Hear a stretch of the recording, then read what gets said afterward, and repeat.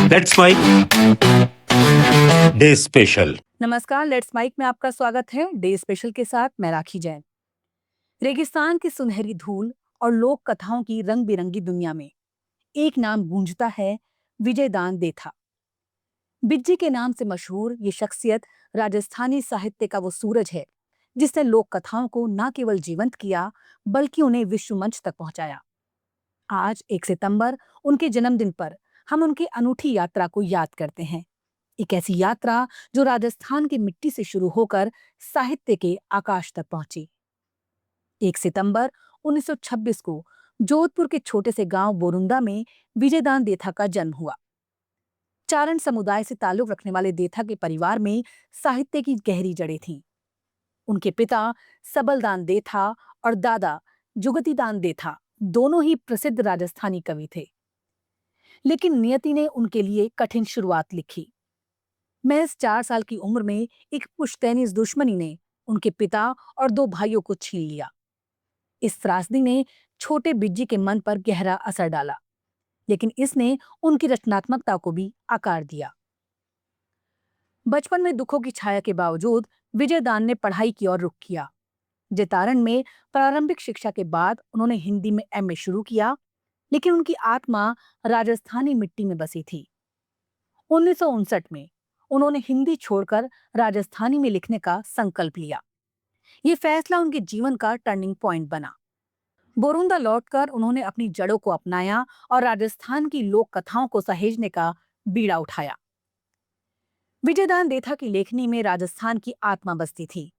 उनकी सबसे मशहूर कृति बातारी फुलवारी 14 खंडों में प्रकाशित हुई, जिसमें राजस्थान की बोलियों और लोक कथाओं का खजाना समाया है। ये सिर्फ कहानियां नहीं थी, ये थी चतुर गडेरियों, मूर्ख राजाओं, चालाक भूतों और समझदार राजकुमारियों की जीवन दुनिया। देथा ने इन कहानियों को आधुनिक संदर्भों में ढाला, जिसमें सामाजिक चेतना और समकालीन मुद्दों की गूंज थी। उनके शब्दों में हवाई शब्दजाल या विदेशी लेखकों की नकल में मुझे कोई सार नहीं दिखता। पांवों के नीचे की धरती से कुछ कण बटोरना ज्यादा महत्वपूर्ण है। विजयदान देथा ने अपने मित्र कोमल कोठारी के साथ मिलकर जोधपुर में रूपायण संस्थान की स्थापना की। ये संस्थान राजस्थानी लोक कथाओं, कला और संगीत का संरक्षक बना। गांव-गांव घूमकर उन्होंने लोक कथाओं को इकट्ठा किया, उन्हें सहेजा और दुनिया के सामने पेश किया। उनकी लेखनी ने राजस्थानी साहित्य को नई पहचान दी। साहित्य अकादमी पुरस्कार, पद्मश्री और साहित्य चूड़ामणि जैसे सम्मानों ने उनके योगदान को और मजबूत किया। देथा की कहानियां सिर्फ किताबों तक सीमित नहीं रही, उनकी रचनाओं ने सिनेमा और रंगमंच को भी प्रेरित किया।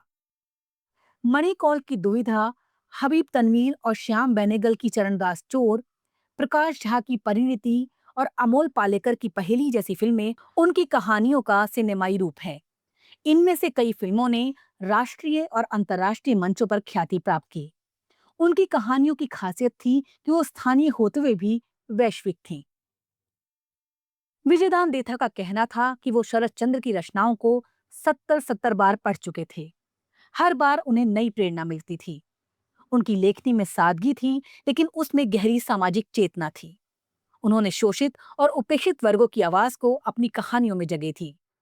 उनकी कहानियां न केवल मनोरंजन करती थीं, बल्कि समाज को आलोचनात्मक दृष्टिकोण से देखने के लिए प्रेरित भी करती थीं। बिज्जे की कहानियों में राजस्थान की रंग रंगीली संस्कृति जीवंत होती थी। उनकी कहानियों में चतुराई, हास्य और मानवीय भावनाओं का अनूठा संगम था। चाहे वो बातारी फुलवारी हो या उनकी अन्य रचनाएं, हर कहानी में राजस्थान की मिट्टी की खुशबू थी। उनकी लेखनी ने न केवल राजस्थानी भाषा को सम्मान दिलाया, बल्कि उसे आधुनिक गद्य और समकालीन चेतना का आधार भी बनाया। 10 नवंबर 2013 को 87 वर्ष की उम्र में विजयदान देथा ने इस दुनिया को अलविदा कहा, लेकिन उनकी कहानियां आज भी जीवित हैं।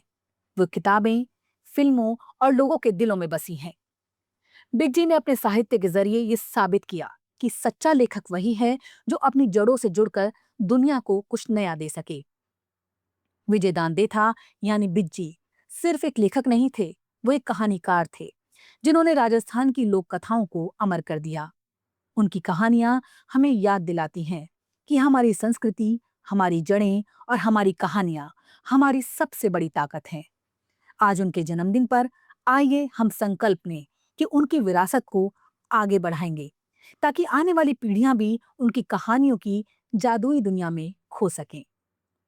आप सुन रहे थे लेट्स माइक की विशेष प्रस्तुति। इस पर आपकी राय का रहेगा इंतजार। लेट्स माइक के कमेंट बॉक्स में जरूर बताइएगा। आप सब लीक से हटकर बनाए गए हमारे कार्यक्रम पसंद करते हैं, इसके लिए आपका दिल से आभार। चैनल को लाइक और सब्सक्राइब जरूर करिए और जुड़े रहिए लेट्स माइक के साथ। नमस्कार। आप सुन रहे थे let's mic more than radio. Follow कीजिए हमें हमारे सोशल मीडिया प्लेटफॉर्म्स पर।